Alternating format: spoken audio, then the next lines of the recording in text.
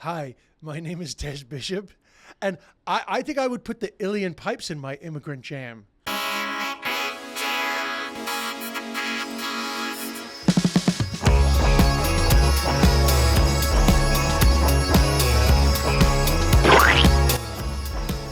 Oh my goodness. Oh my God. We are back with another freshly baked, hot out the oven.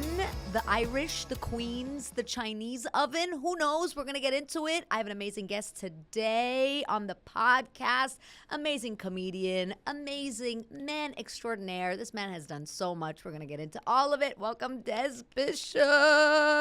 Thank and you. you wore a bright shirt just for us. I know, but I didn't think about my pants because all your other videos, you guys are at like a table. But That's I true. think my bloody legs are in this now. Damn it.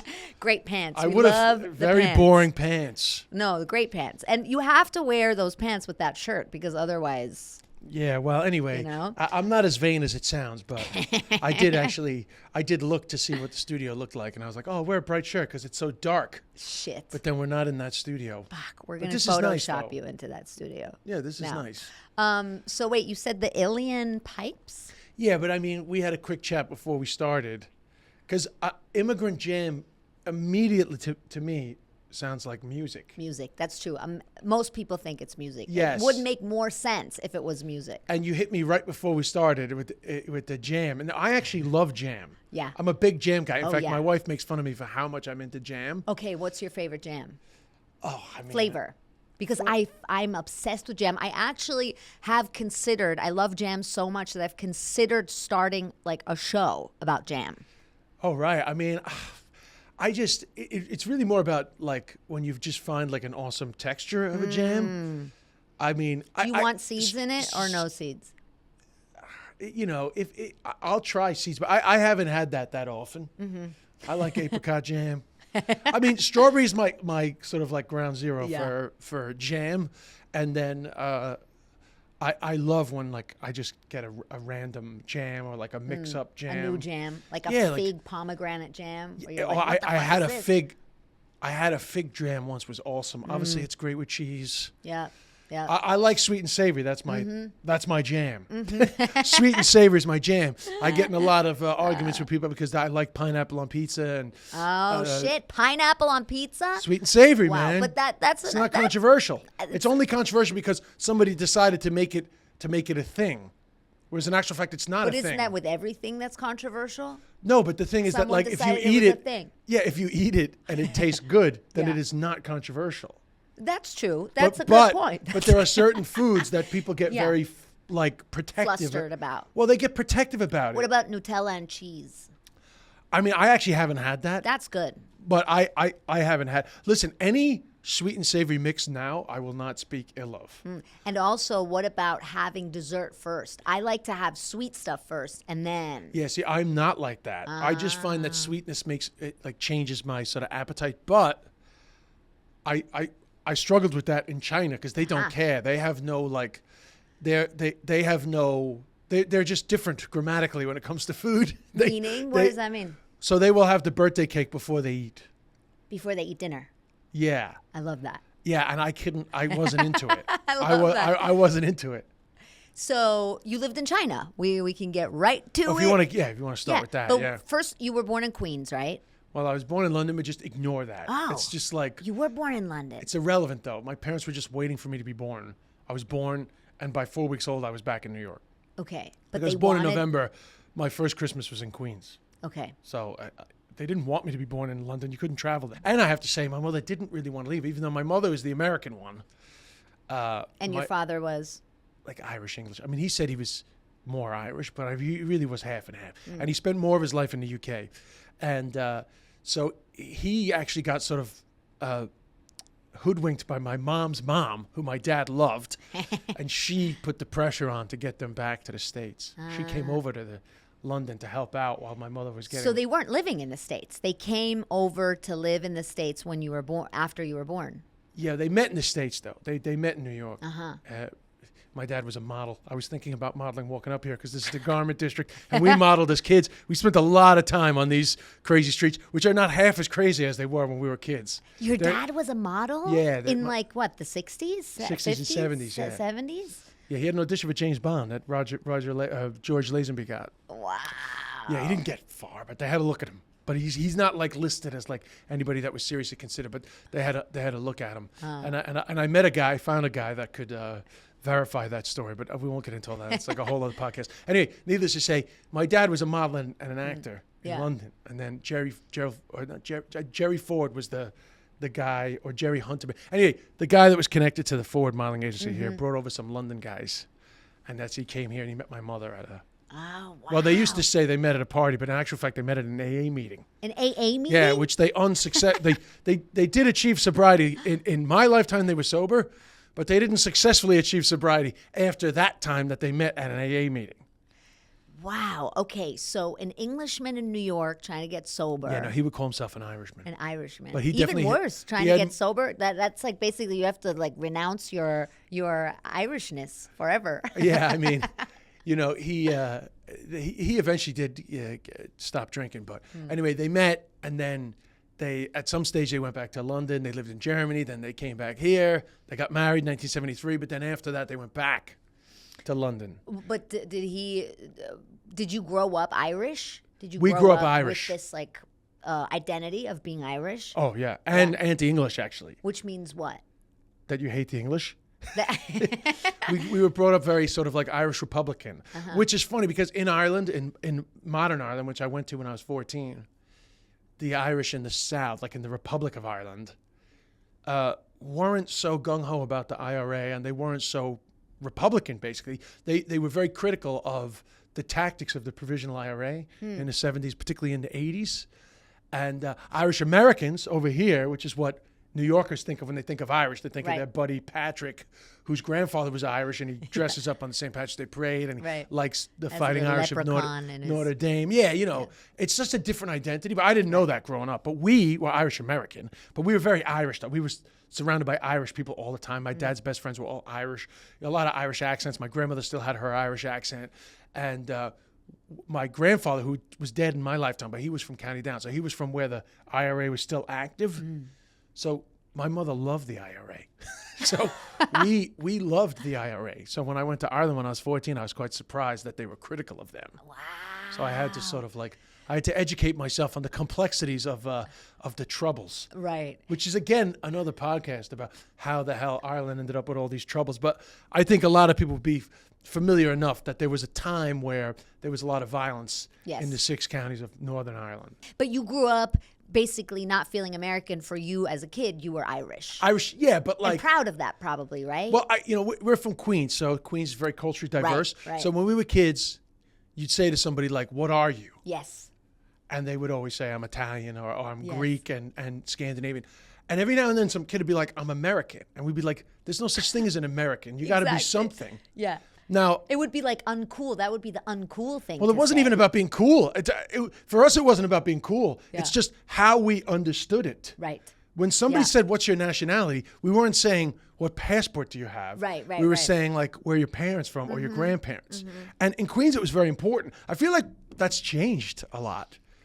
And I don't know. I kind of think that was sort of healthy. Like, I feel like if everybody connects themselves back to their heritage, there might be a sense of people better understanding that America is always a place where people came from rather than a place where people are. Yeah. So they might not be so critical of the next round of people that came in. So true. And I think, this whole sense of Americans and people not being friends, that's totally an artificial concept. Because when I moved here, I was 8 when we moved here. And it was very weird for me coming from Europe, hearing all these kids say, I'm a quarter Polish, because in Europe you don't do that, right? Yes. Like, that's weird. And I got that thrown back in my face when I went to Ireland, I can promise you. Oh, they don't get They're it like, at all. you're not Irish. No, 100%. Like, Right. literally, still You're to this day, American. I've lived in Ireland most of my life. They still tell me I'm not And they Irish. don't accept you. You're always the I American mean, they there? do. You know, I've had a great comedy career Right. there, and I've made fun of them. I've done all the outsider, Yeah. you know, and I've done the insider stuff, and I've like literally been in like the halls of government trying to like update the education system around the Irish language. Like they have accepted me as me, a person in Ireland, but they often will tell me I'm not Irish. Not everybody, but like there's not a true acceptance of the Irish Americans as Irish. Do you think that the cross-cultural upbringing and this like lens that you were forced to have by being from two places or between two places helped you with your comedy brain? Like you're kind of zoomed out always in a way because of that? Do Well, you know it's what I'm hard to saying? say because my early comedy career was in Ireland and it was very Irish, almost to my detriment. But there was just so many laughs to be had from my point of view. Right. And you got to understand, like when I started doing comedy in Ireland, stand up as we know it, it was pretty small there, and it was like there wasn't a ton of like famous Irish stand-up comedians, and there wasn't like a lot of people that got like mass appeal that were talking about Ireland. So I was really at the beginning of Right. like a kind of like a comedy revolution. So I really had everything to talk about. Like I don't have that eye for Ireland that I used to have. I it's too familiar now. I don't have the outsider's eye. But so that was difficult for you in the beginning? No, Not it was being great, accepted but it was to and- my as a teen, I guess? no. I see. As a teen, Ireland was great for me because I was like I had a bad freshman year of high school here in Queens, and like I got a little bully. You know, I was like very much like the life and soul of the party in my St. Kevin's, our Catholic high school. Still friends. In fact, one of the girls I went to Catholic high school with, or Catholic grammar school with, was at my show in Tampa last week. Like we were a close group, and we were like very, secure in each other's company. And then I went to this new school, and I just fell afoul of like a group of guys and like, Italians from Howard Beach, and like I did not settle in. No, it's Italians from Howard yeah, Beach. it's very Sounds adolescent. You terrifying. know, it's very adolescent, but you have to. It's easy to judge from a distance and be like, well, that's just being a teenager. But at the time, it seems so Yeah, it's the end of the world. intense. Yeah, of course. And I was just like, I was just having like my early puberty, like emotional turmoil, and so that was sort of one of the many things that led to me going to Ireland, because I went to boarding school in Ireland, go with my family. So I went on my own. And you wanted to do that. I wanted You to do asked that for because that? I was like I was ill at ease. I mean, whatever. There's like a whole. And did you always have like a part of you that was kind of curious to explore if that's really where you feel at No. home and that's your identity? in Honestly, Ireland? no. The whole Irish thing was very random. I was in summer school. A cousin was visiting from Ireland. She had visited numerous summers. She always stayed for a couple of days, then went up to Cape Cod to make money for the summer, like on a J1 student visa. Right. And she was very smart. She was helping me with my math homework. And my mother was stressing out about where I was going to go to school. She was very convinced that I was going to become an absolute disaster. I was drinking, and there was like a lot of stuff going on. She was freaking out. She was the product of her own childhood. Her parents were bad alcoholics. So, my mother had very bad anxiety. Nowadays, it's very easy to know what was wrong with my mother. Back then, we did not know, but she had. But that's also a big immigrant thing. They never like deal Yeah, with but hers was mental like health. beyond just like my mother's a bit neurotic. Like my mother was she toxically anxious, but we didn't know at the time. Anyway, Right. that on top of my own stuff that was going on, there was just this sense of like everything is falling apart. And my cousin was like, "Did you ever think about going to boarding school in Ireland?" And I was like, "Never." And I guess too, Irish people boarding school, like because we're like working class people from Queens. Right, it's for rich people. We don't think Yeah. about going to boarding school. Yeah, of course. But in Ireland, it was just, I don't know, more accessible, more normal for her. And I said it to my parents. They laughed at me. But they called my cousin's parents, my dad's first cousin, and they were like, let us look into it. And a couple of weeks later, I was suddenly talking to the principal who, after that went to jail for being an abuser. But anyway, that's a whole other Catholic. That's a whole other story. And just the regular my Irish school Catholic was actually thing. one of the first big scandals, but I was already out of there. But anyway, and he was like, talk to me, and then they accepted me, and it was very cheap. I mean, I can't remember the exact numbers, but I just remember that like the tuition for everything was like £1,500. So at It the was time, cheap because everybody was getting molested. well, no, it was different economy too. They were actually that was economy happening, of the but we finger didn't in know the that butt. then. This was like literally a couple of years before all that started to break out, and literally it's just a coincidence, but the scandal of my school is actually it really is like the beginning of the end for the Catholic Church. If you actually go back, like one of the first big public scandals started in the diocese that my school was in, and my school was connected to a seminary, so the priests were studying there. So actually, like literally, the canary in the coal mine is St. Peter's College. Wow. So you brought down the Catholic Church. Well, I certainly didn't, but like anyway, that's again like a whole other conversation. So just suddenly, I was going to Ireland. It was 6 weeks from when she said it to me to when I was on a plane. Where in Ireland? That school was in Wexford, southeast. Which is like in the middle of nowhere, or Well, Ireland's small. Right, So that's true, yeah. Wexford is literally like going to school on like the border of Nassau County and Suffolk County from Dublin. Uh-huh. But it's not the same. Distance-wise, yeah, or time-wise, driving, yeah. But actually, it was Wexford's by Irish standards is like a normal-sized town. Mm-hmm. But the boarding school was a lot of farmers, a lot of like rich farmers' kids. Well, rich by Irish standards, like just like farmers that were like very comfortable. Nothing about the town was like high end. right? The wealthiest people were like lawyers and doctors. Right, There was right. nothing. There's no like trust fund kid. You could never have any sense of that being like a place where really wealthy people went. We got talking about that because you asked me like about the acceptance thing. Yeah. And I actually didn't need to be accepted as an Irish person because they very much accepted me as a novelty, and I loved being the novelty. So you loved being different. Loved it. And That's so I- interesting. As a teenager, that's normally people want to Well, fit because in, I right? liked performing, and I honestly liked the notoriety. They called me Yeah. the Yank. I mean, calling me the Yank was kind of like weird because the teacher would call me the Yank too. Like, it's almost. Teacher would call you the It Yank. probably sounds derogatory today. At the time, it wasn't. At the time, I didn't see it as derogatory, but now I think it's a little derogatory. But listen, everything's of its time. Right. So I was the Yank. I mean, still to this day, when I meet kids I went to school with at that time, which was 1990 to 1993, they still call me the Yank. The important classification is you could call me the Yank because I was the only one. I didn't even know that Yank was a term that was still used. I thought it was like from the Civil War, Yeah. And I mean, I was a Yank in think the it sense was that from I the was a Civil War. Northerner, Right. but they call all Americans Yanks. Of course. That's yeah.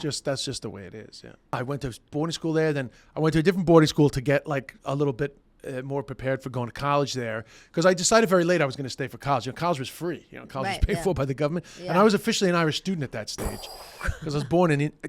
Coincidentally enough, my happenstance of being born in London meant that because I spent 3 of my 5 years of secondary school, which is high school in Ireland, plus being born in the EU, I was entitled to full benefits of Irish education. So I a free third level education. So I stayed for college. But then when I was in college, I got into stand up. So by the time I finished college, I kind of had like a career. I was actually making money. You were in China for 2 years? How did that happen? That's way later. I mean, like I started doing comedy in 1997. I went to China in 2013. How I wanted to learn Chinese is a collection of a load of things, which doesn't really matter. From like kung fu movies to growing up in Flushing and watching my neighborhood change in my lifetime, and just feeling like connected to my new neighbors and like just not really being able to communicate with them properly. Like they literally couldn't speak English, and always like wanting to learn Chinese. And then I made this documentary in Ireland. Well, I made it. How I ended up becoming well known in Ireland was I made a collection of documentary entertainment series, but they were always like issue based, but they always had stand up in them. But the first one was about living on minimum wage, and I actually ended up working with these Chinese immigrants to Ireland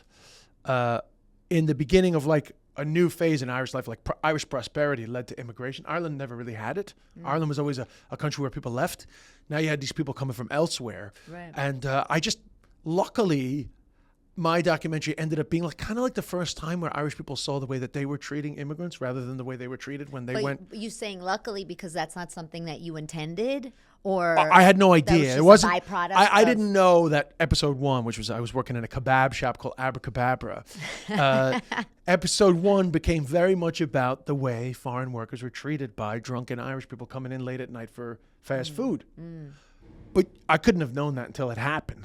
Of course, yeah. But yeah. I got very connected to them, but it also made that episode was very controversial. My life changed overnight when that episode came out because it became like a huge talking point. Like they talked about it on the radio, and people talked about the mirror of Irish society, which I had not intended to put up. You just wanted to make a documentary about working minimum I wage read jobs. Nickel and Dime by Barbara Ehrenreich. She died last year, but she was undercover for about a minimum wage in America. And in America, it's very much about the cost of living, Right. And in Ireland, it wasn't as much about that. You really do have better social supports. And at that time, I think if you did it now, it'd be different. The cost of living, they have similar crises to every city in the world in Ireland now. But at the time, the finances of it wasn't the biggest story. The biggest story was the way that these workers were being treated. And these were jobs that Irish people didn't want to do, right?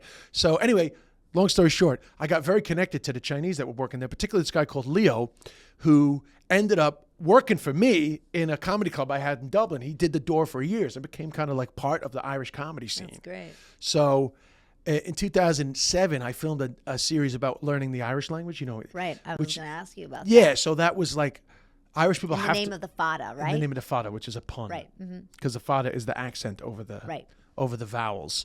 And so that was a series about an experience all Irish people have to do because it's compulsory in Irish education to learn Irish. But I was exempt because I came so late.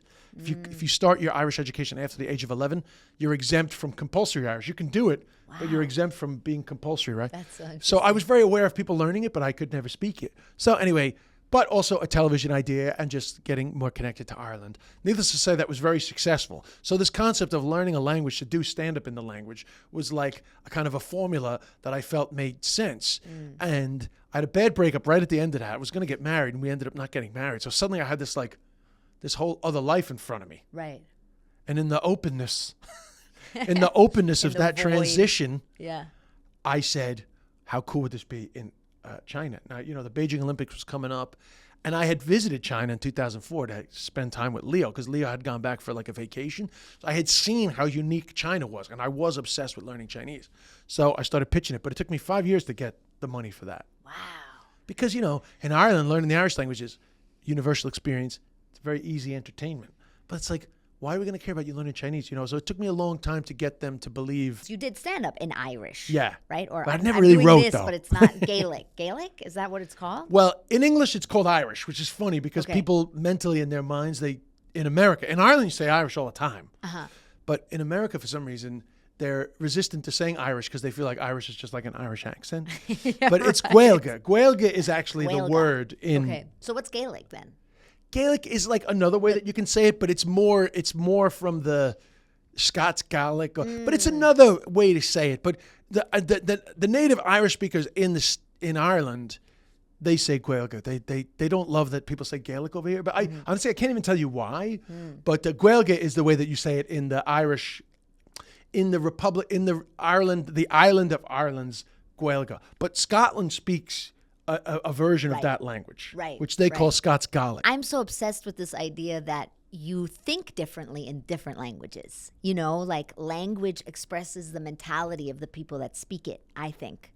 German, for example, I speak German, and the way that German sentences are built grammatically, or the way that you can express yourself, says a lot about German people, Like the fact that a sentence can go on for like 2 pages or 3 pages. Germans are very heady, very serious, very precise, Yeah. And that's built into the grammar of the language. So I'm obsessed with this idea, like, what is it? Is it the language that makes people this way, or how does the language affect the way you think? Did you have that experience learning these other languages? Did you suddenly start, you know what I'm trying to say? No, I know what you're trying to say, and think differently? I encountered a lot of people that talked about this. Yeah. I never really felt that, to be honest. I mean, I feel that the thing that was very distinct about learning the Irish language for me was that it made me feel more connected to Ireland. Right. I don't know whether that was Right. because everyone had the experience of learning it, or whether the language is like grounding, or it Yeah. helps you to make sense. And there may be, for me, there may be subconscious elements of what you're talking about. Yeah. But it definitely helped me to feel like I had more of a place in Ireland. You're speaking the native language. I mean, the language was it was robbed from Ireland. I mean, people don't understand. Like these days, people they frown upon like these sort of flippant dismissals of England, or being really critical of England. And in a way, I agree, because some of that anti-Englishness is very like lazy or, almost like, jingoistic or whatever. But the truth of it is, though, that sometimes people don't realize enough how colonized Ireland was and how traumatic and detrimental English rule was in Ireland. So they weren't allowed to speak. No, they actively tried to destroy the language. Right. There was numerous different laws and what's the word that you would like campaigns to stop people speaking Irish. I mean, you weren't allowed to speak it in school. There was penal laws against Catholics. I mean, there was any number of ways that the English tried to subjugate the native population of Ireland over hundreds of years. But the language was one of their targets. Yeah, so learning it is kind of cool also in that sense because you're keeping something alive, right? Yeah, which is, again, another long conversation, but it was a little unfortunate in a way that the Irish language got so wrapped into nationalism in Ireland because, Ireland ended up fighting for its independence in the early 1920s, and which they won partially, right? Which is how we ended up in the mess we're in now. But because the Irish language became a part of that, like as part of that whole nationalistic revival from the late 1800s, the Irish language was one of the main markers of this is what makes us different, which I believe in. The problem is that then when the state was created, the Irish language, instead of just being something that people embraced reviving, it became like a symbol. Yeah, but it was implemented in a way where it, instead of focusing on making it a living language, they focused on it as an identifier, and they put it into the education system in a way that it didn't work. And Israel's always the best example for reviving a language that was really not being used, but they 100% committed to it. But in Ireland, they didn't. They committed to it in an official capacity, but they never committed to it on a practical level. So that was unfortunate, But you were saying earlier that you had a part in changing that. Well, I tried, but I failed. Okay. Well, what did you try to do? Well, at the time, I was basically trying to say that, because obviously the Irish, Irish is a very important subject in the Irish education system. If you don't pass Irish, you can't go to college. You have to pass feckin' Irish, and for a lot of courses, you need honors Irish, so you need higher level Irish, right? So they examine that in a way that is the same way that we would do an English exam, like studying Shakespeare or studying The Catcher in the Rye. Yeah. They examine Irish kids in Gaeilge as if it's their first language, but it's not. So they end up just having to rote learn answers to questions about Irish language books and Irish language poems. They're studying Emily Dickinson, of the Irish version of Emily Dickinson, and they have to talk about themes and plots and all these things that are hard enough in English. They don't speak it as their first language. But the Irish education system, because they were so hung up on the identity of Ireland as our first language, they teach it as if it's the first language of Ireland, but it isn't. Right. So I was trying to push. I was working with this other guy, great educator, and unfortunately it was a little early for e-learning, but he was basically saying that one of the big problems is that the teachers can't speak it either. Right? Is it totally different than English? Is it comparable no, to any no, other it's a Celtic language. It's from what a whole. What does it sound like? Can you say one thing? Yeah, Kekawiltu means a lot, like how are you? Fuck. Or Kekawiltu? Yeah, like Céad Míle Fáilte, which you've seen 1,000 times, you've never noticed it. But when you go inside an Irish pub, there will usually be a Céad Míle Fáilte. Céad is 100, Míle is 1,000, and Fáilte is welcome. Céad Míle Fáilte, 100,000 welcomes. But Míle, so that's like Latin. Well, I mean, they all come from Latin. Oh yeah. No, but and there's I'm sure that some Scandinavians noticed some stuff because the Vikings came, but the Vikings assimilated and the Anglo-Normans assimilated. Wow, that sounds like an oxymoron. The Vikings assimilated. Well, when they say assimilated, like the people that they raped had children, I guess. Is, exactly. But anyway, the Vikings eventually became Irish. Yeah. They stayed and they became very polite Vikings. And their DNA is. Their DNA is in there. Yeah. And then the Anglo-Normans, who were the original English, if you hear an Irish person say 800 years of oppression, they're actually talking about from when the Anglo-Normans came. But actually, the first, 300 to 350 years of English colonization of Ireland was actually the Anglo-Normans. And not that they were great, but they weren't like they spoke they assimilated, and they had their own like weird French, because they were like French English. Anyway, it may be a problem that I have a degree in history, so I keep going down I these. was just about to ask you. No, I was just about to ask you if you also know as much about American history. Not really. There's not as much to know. We're already. I'm literally telling her a story about a time before America. Well, before America as we know it. The Anglo-Normans invaded Ireland in the 1200s. So it was a little before America. We'll get to America. Thinner book. Anyway, sorry.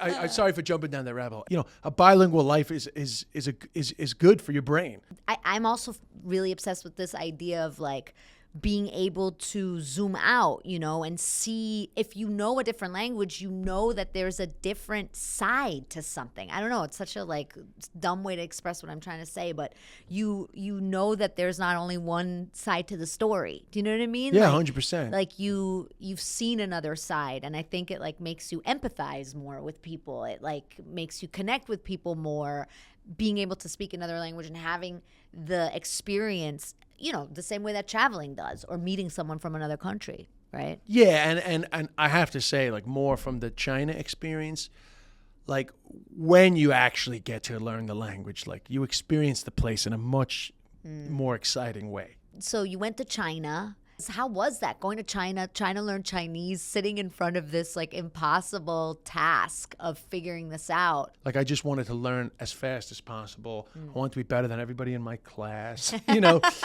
which wasn't hard, because in my class was like a bunch of kids on a semester from college.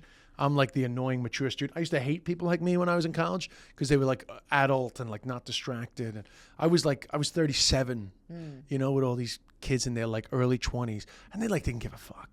The minute the class was over, they were speaking English. I would not speak English. I was like adamant that I would not speak English. I didn't watch a single English language show the whole year, except for Breaking Bad was my indulgence, which was active at the time. And it was being shown like the day after in China. And it wasn't even like illegal. It was like they had the rights. That streaming service had the rights in China. So I would watch Breaking Bad, but everything else was just Chinese. And you loved it there? You loved living there? I loved it. What man. did you love? What do you love about mean, it? I've never been, and I've always wanted to. Well, a lot of people hate it. It's so funny. That's what I was just about to say. Whenever I say, when you talk to people and they say, "Oh, I want to go here," I always say I want to go to China.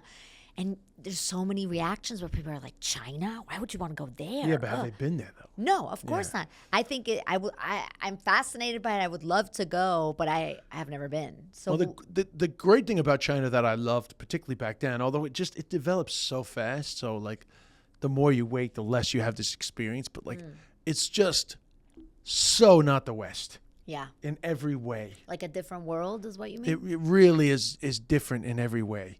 And that's exciting. Now, it's not like the nice, relaxing, like backpacking experience you might have in Vietnam or whatever, know, where you're like, it's kind of different, but like so cool. Like China is different, but also like fucking nuts. There's no chaos like the Chinese chaos, I think.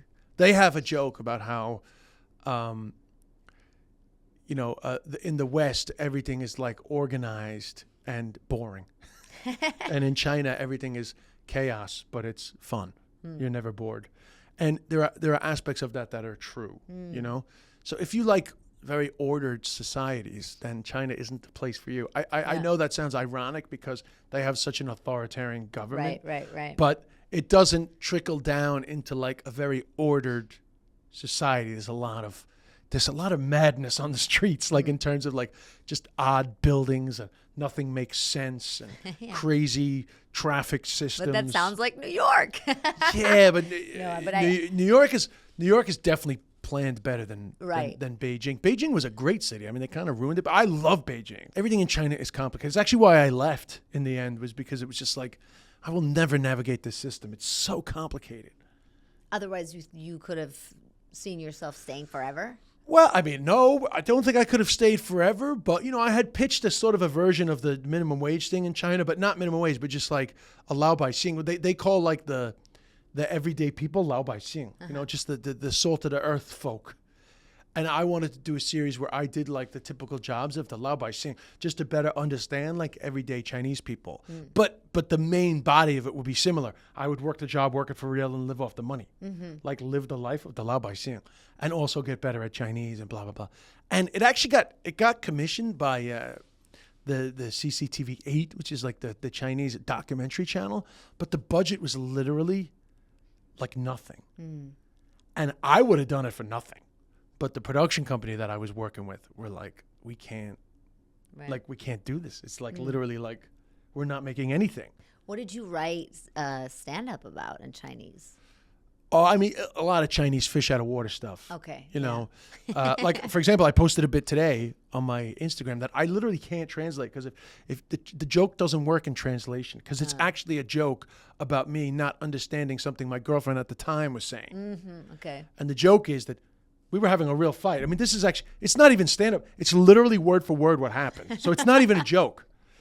And there's a certain element of curiosity and humor in the white guy going out with the Chinese girl in China specifically. Right, You know? yeah. So automatically you're like onto a winner, you know? So the joke is basically, which by the way, this is not going to be funny. It does not work in English. Right. No. But just the we won't laugh. No, but what you, but why it's funny Chinese. So the joke is that I say, my Chinese got a lot better when I started going out with a Chinese girl because you have to get better to argue. You know, arguing is like, you get better quick. That's true.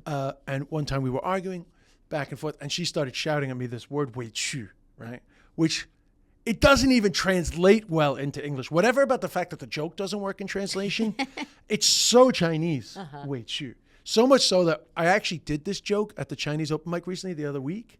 And the woman was like, how do you translate wei chu? Because I can't figure out how to translate. And it's like, yeah, it's very Chinese. It doesn't, because you can say wronged, right? So she was shouting, 我很委屈, right? And when you look it up, they say wrong. But like, I talked to a Chinese girl, she's like, wronged. Like, if you understand both languages well, it's not wronged. It's fucking deeper than that. You know? Yeah.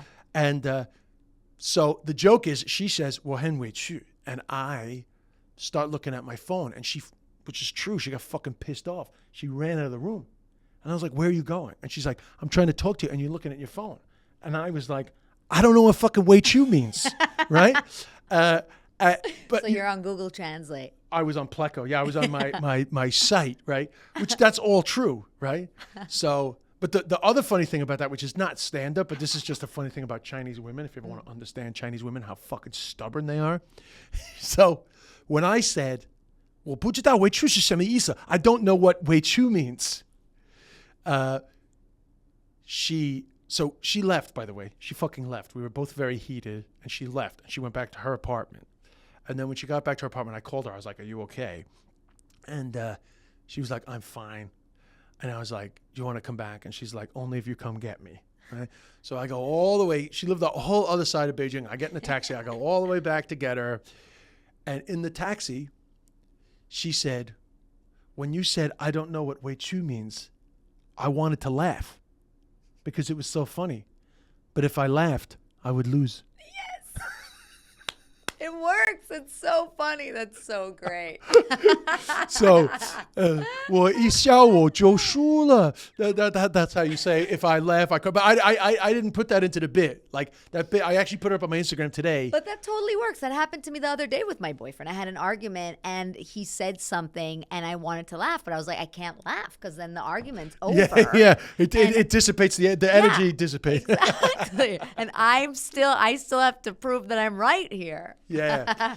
So, but that also, like, great. I mean, I didn't have that many jokes about my Chinese girlfriend, but there is just like going out with somebody definitely helps you to understand a culture, and Yeah. it helps you to be maybe like a little more connected to the people.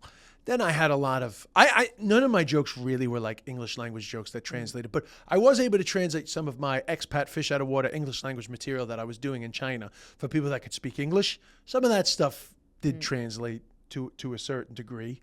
And then, you know, some of it's weird because you're in a different zone where you're fish out of water in China and you're doing these jokes that Chinese people love about your observations of their society.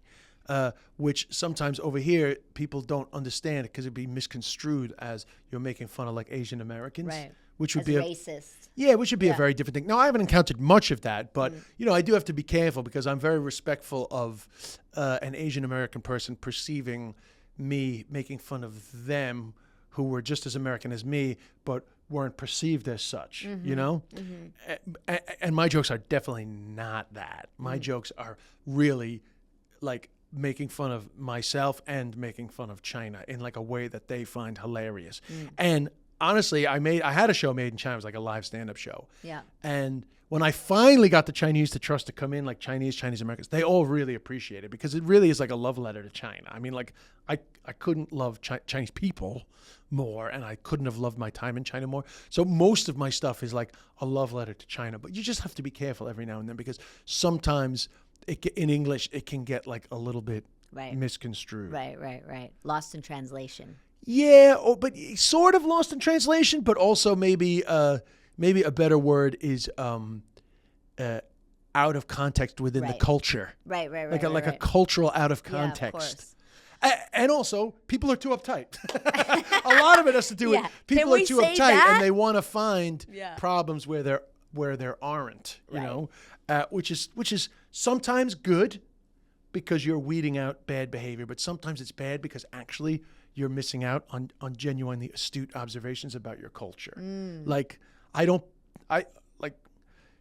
cultural appropriation, all these different things. Like on one level, I get it and it's fine, but on another level, it's pretty silly to try to shut off all opinions about your culture from everybody. Yeah, and I think also a lot of times it's sad that, the people who are in the industry of humor are the ones who are punished for the things that other people are Yes. actually doing that is bad. And I a lot of times I feel like if that same energy was directed at the people that are actually doing bad shit and fucking people up and, actually are not good people, then the world would be a better place. Instead of going after people. Yeah, I who mean, are I feel like there's this just a little silly. oddly large burden has been put on us. But Trevor Noah spoke well of it on this New York Times podcast. And he was saying that he thinks part of it is that people are so frustrated and they're desperate to do something about it, Yeah. but they're powerless. Right. So they look for So they look for a place. closest. Yeah, they look for something that Yeah. they can just tangibly say, Right. this is not right. Yeah. And a lot of oftentimes it's misdirected, but on that part of it, it is what it is. But more just pertinent to me and my experience.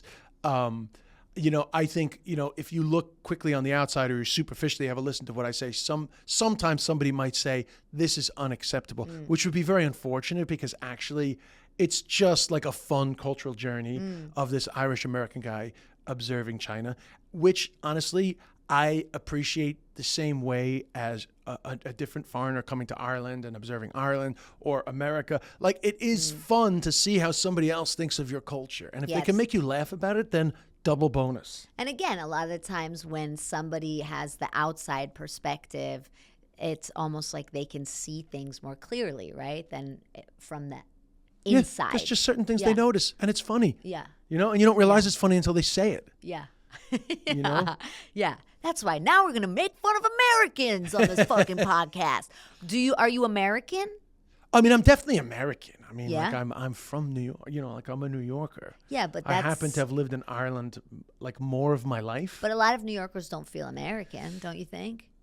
Well, yeah, but I mean, I'm talking now in the context of like I understand. Where you're from. Yeah, and Yeah. and like I'm like Irish. I am very hybrid. But like I am definitely not 100% Irish. Like New York. First of all, my accent is still very New York, and true. it never really left me. I mean, sometimes when I talk to Irish people, you can hear a bit of Irish, but Yeah. like and you want to hear an interesting thing because I'm gonna call my next show "Prodigal American." Right, which is funny because my wife is so young and atheist. Not so young. She's 31. I don't want it to be like inappropriate, but she's so atheist that she didn't know the allegory of the prodigal son, Huh, okay. which you do, right? Yes. I know. I thought that was universally Mm-hmm. known, but she was like, "Why are you calling it the Prodigal American?" And I was like, "Oh, it's about the son that returns." Yeah. She didn't know, but anyway, it doesn't matter that some people won't know because I still think it's a good title, Prodigal American. Very much and a then they'll find out. coming back story. Yeah. But But one of the things, which is not part of my set, but one of the things that's very interesting for me is that I, all my life, was a New Yorker in Ireland, right? And Irish people perceive me as I guess, a novelty, but also they love New York, Like quintessential New York things to Irish people are very exciting. And, Of course. And it's kind of cool. Everybody loves New York. But what's very interesting, which I never really knew because I never really worked professionally in the States, I would come back every now and then, but I was never part of the scene. But, my mom got sick in late 2014, right? So I finished up in China at the beginning of 2015. And from that point on, I have spent more time in New York. Not full time, but more time. And I'm like in at the cellar, and I'm like definitely part of the New York comedy scene now. And I speak to a lot more Americans in my professional life. And it's the first time I realized that people are making a judgment that I am like a white working class Queens guy, which is fine because that is what I am. But I don't feel like the guy that they see and hear, which is, it's just interesting because and listen, I'm not criticizing anybody for judging me, and I'm not saying there's anything wrong with the white working class Queens guy, but I've never been that guy, and I can people hear that in my voice, which never mattered because I was in Ireland. But I've never been judged for my accent.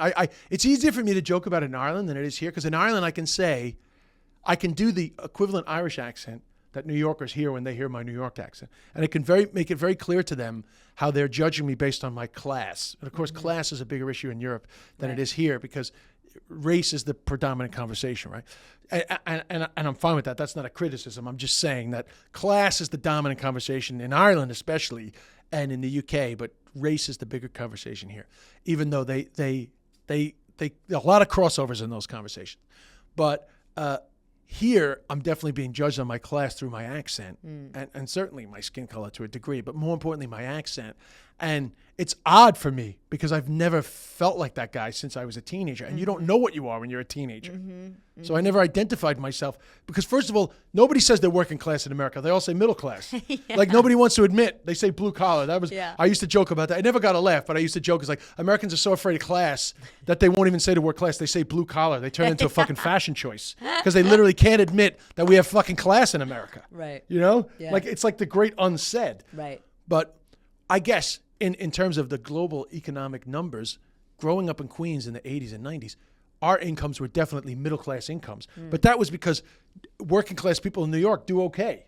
Union guys and, Or used to, at least. Yeah, used to, right? Well, I think in New York, actually, they still do okay. They still do, but in the rest of America, not so much, Yeah. But anyway, that's a whole other, It is a whole other, that's a huge conversation, I think. But also what's very interesting about that, I think, is that, the cultural identity, what you look like, what people perceive you as, that's so interesting, accent, accent is not as much of a thing here. In Ireland, it's a big identifier because most people are white, right? Right.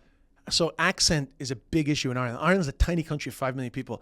I tell you right now, it has more accents than America. Like, it's amazing how you could drive 20 minutes and people speak differently in Ireland. Who knows why, but that's a real thing. It's kind of a phenomenon, right? But accent is a big identifier, you know? It's not as much of an identifier here, but there are aspects of it. Like, if you watch a Dolly Parton documentary, there were aspects of like people judging her for being like a hillbilly. Right. So you definitely get judged on your accent hillbilly-wise. Yeah.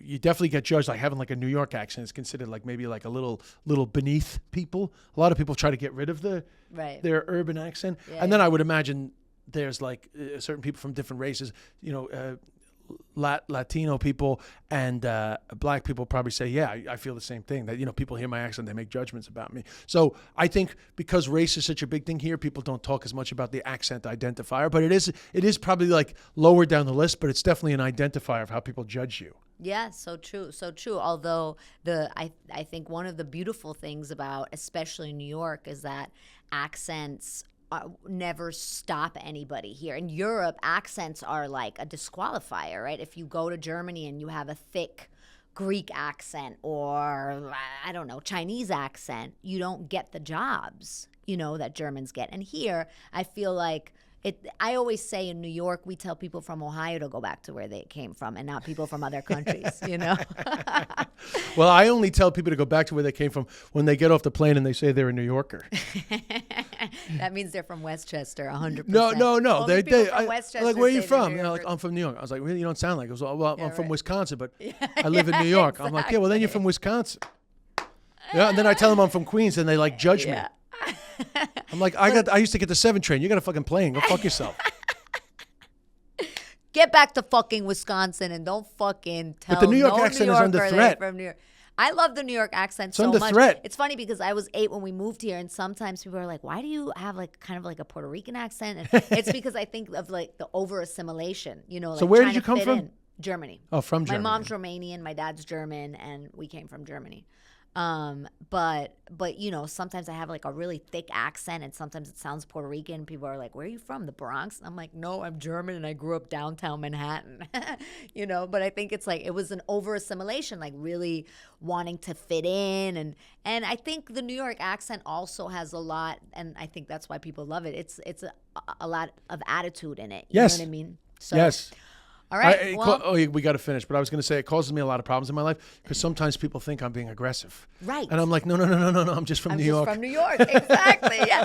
I remember my first boyfriend from Europe. He got so offended because I would curse. I'd be like, "What the fuck are you doing?" And he'd be like, "How can you talk to me like this? Why would you talk to me like that?" And I'm like, "What? What do you mean?" That was like a term of endearment. I was being nice. And I got mad at me the other day. Even though she's from Brooklyn, I was like, shut the fuck up. And she was like, don't tell me to shut. I was like, come on, don't fucking, she was about to get a period. But anyway, it doesn't matter. That's hilarious. Okay, real quick, I have a little bit of a thing that I do called the poll questionnaire. I don't know if you've heard of the Proust questionnaire, but this is better. Okay.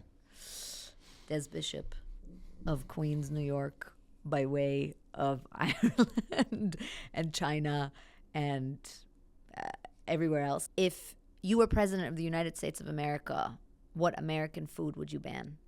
Oh, what American food would I ban? Oh, shit.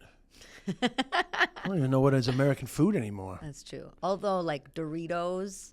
Honestly, I would ban corned beef and cabbage because it's not a thing. Okay. I love that. That sounds gross. I've never even had that. They say it's Irish, gross. but it's I'm not. German, but I can't deal with cabbage. Love it. Okay, if you could deport one American person, who would you deport? Oh, at the moment, Marjorie Taylor Greene. Nice. Okay. That's an easy one. Very good, very good, very good.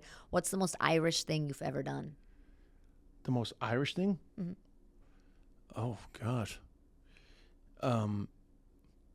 That is always finding out, where people are from so I can connect myself. I can be like, oh, you're from there. Do you know Sarah? I guess. I'm not circumcised. That's also quite Irish. What's the most American thing you've ever done? Spoken louder than everybody in the cafe. Nice. Okay. What's the most New York thing you've ever... No. Scratch that. What's the most Queens thing you've ever done? Oh, God. The most Queens thing I've ever done?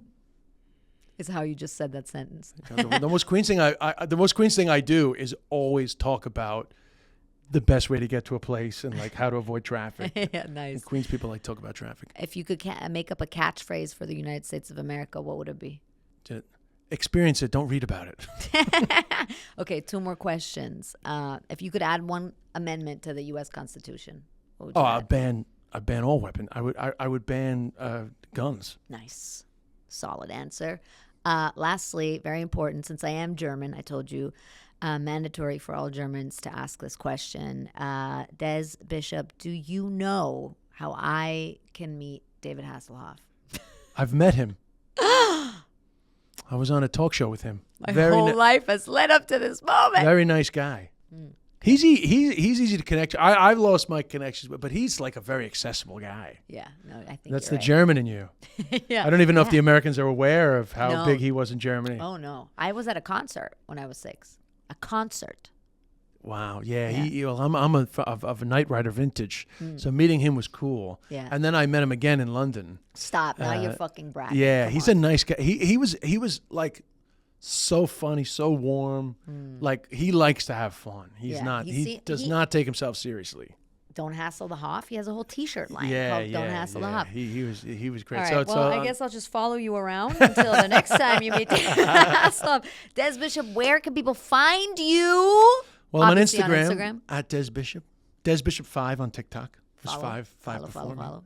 Des Bishop 5, Des Bishop on Instagram, TikTok, Des Bishop 5. Follow Des Bishop if you don't already, which you probably do. What are you doing with your life if you don't? Thank you so much for listening. We love you so much. Give it a little rating, a little review, 5 stars. It costs you nothing. It means the world to us, and you can express your love for immigrants that way. Huh? How about that?